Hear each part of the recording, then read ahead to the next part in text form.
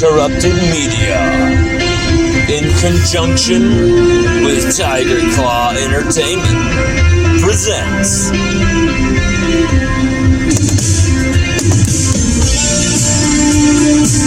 LSU Odyssey Odcast.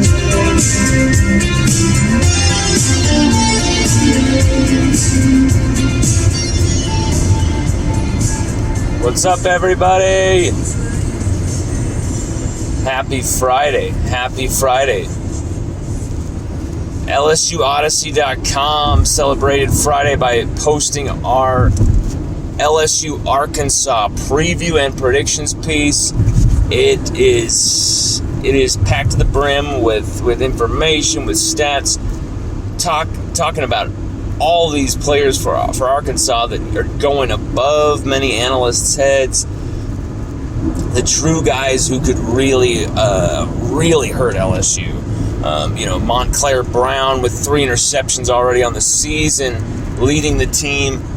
Jalen Catalon, one of the premier defenders in the country at safety, almost beheaded Kayshon Boutte last year with a nasty hit.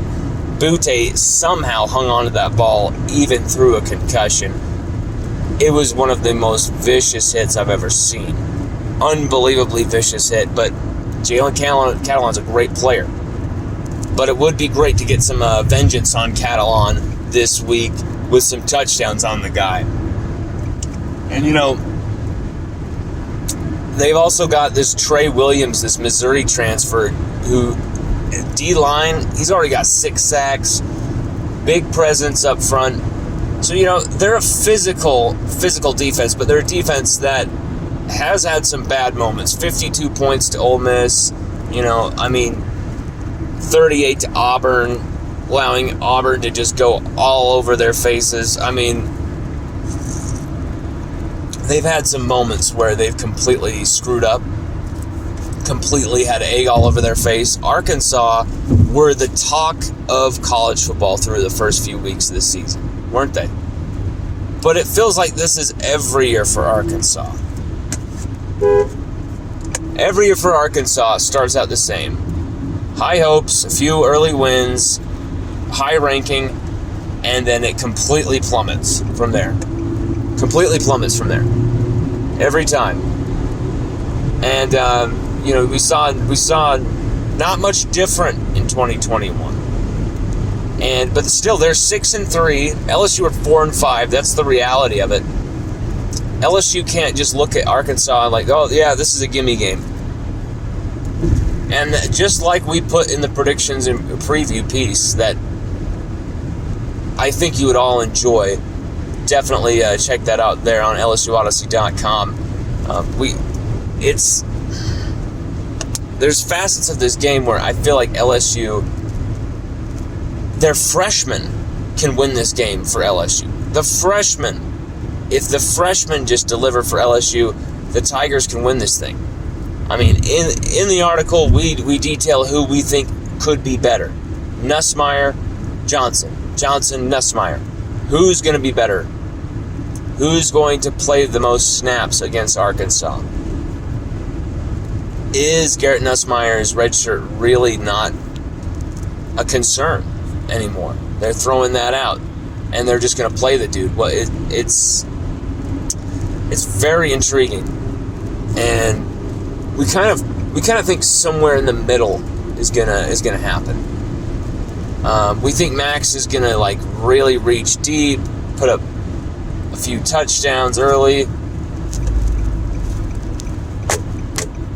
and get maybe 197, 206, something like that. But because Nussmeier is gonna be in there, breaking up the rhythm, because LSU are gonna try and run the football a lot. I think Max stays right there, but I think Nussmeier puts up the more passing yards. I think Nussmeier throws the same amount of touchdowns. I don't think either will throw an interception. I think both will be clean as far as interception-wise. But, this game really comes down to the trenches, just like it always would in a game where you're facing Arkansas's Sam Pittman. you're facing Arkansas, you're going to have to face that offensive line that is generating 244 yards per game on the ground right now and 5.3 per carry.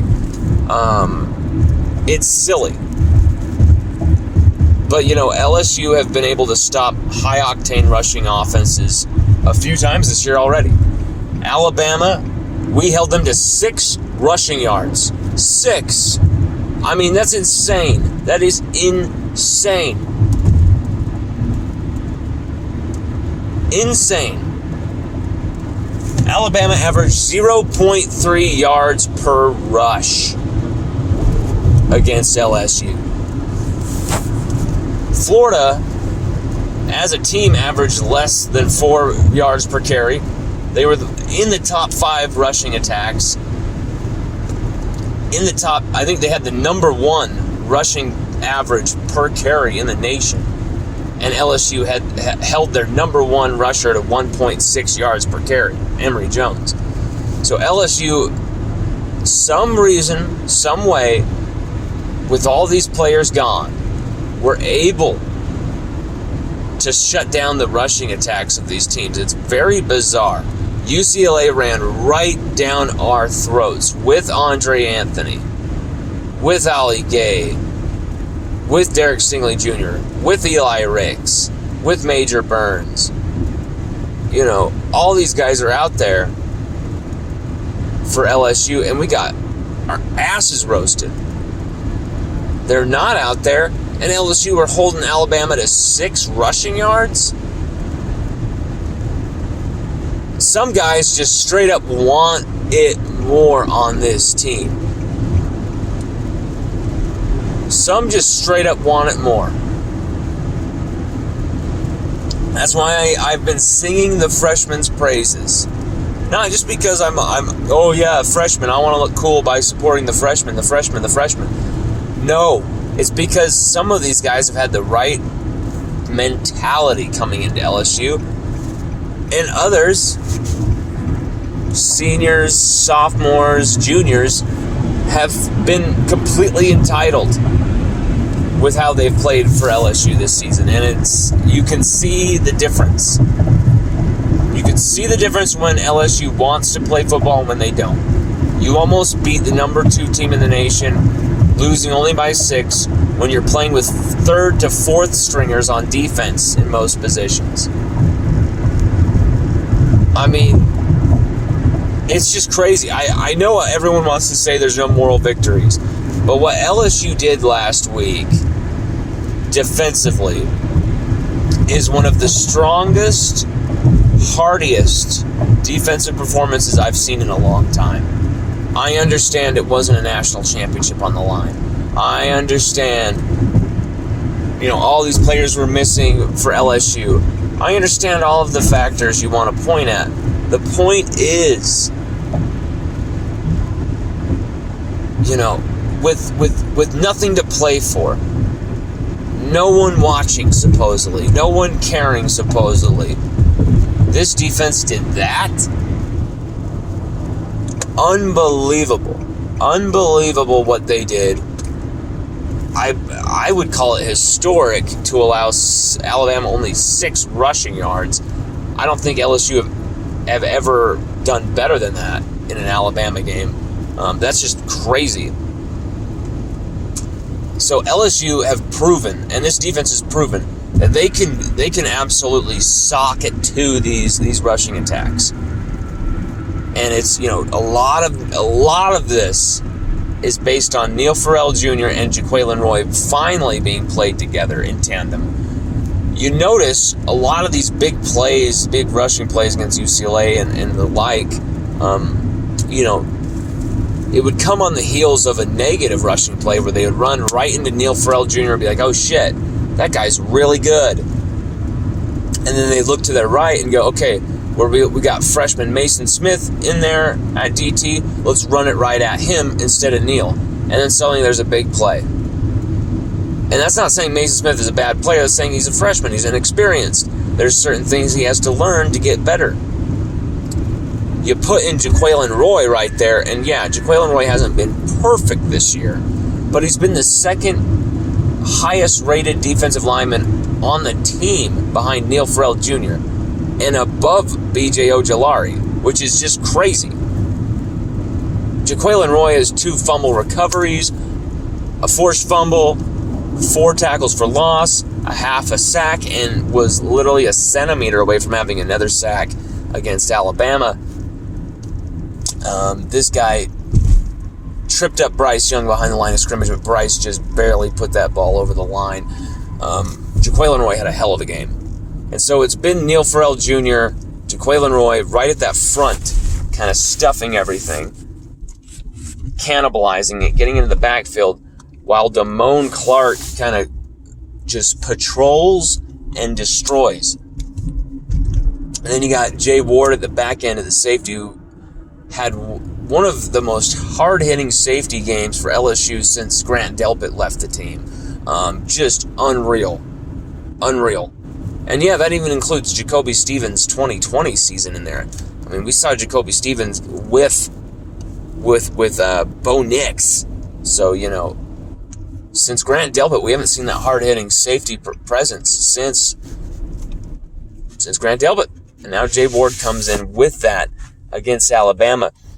My biggest worries is how can this defense heal between Saturday and now coming into this next Saturday against Arkansas. Or I should say between last week and tomorrow. It's crazy how fast this week went by.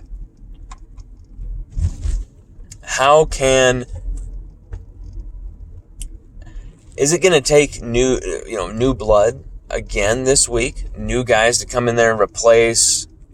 Or is it going to be, Mike Jones Jr.? Maybe he plays more than Micah Baskerville this week. Is it going to be like Cordell Flott? He comes in there. He's taking over at the first corner position. You move Dwight McGlothern to the second corner position. Keep Cam Lewis at nickel/safety. Or you keeping Cam Lewis at safety. You're putting Cordell Flott straight back at nickel. And then you got McGlothern on the outside. And I think you should go with Ray Darius Jones at the other corner spot over Darren Evans. Darren Evans played well last week, which was shocking. But, give Pig Cage some reps as well at nickel. There's some guys all over this team that deserve some reps. We're gonna be talking about it some more. We have some head coaching updates, some stuff we're gonna talk about tonight on LSUODYSSEY.COM. So please tune into that. The analysis is flowing. The cup overfloweth. In fact, I think we might record a video right after this.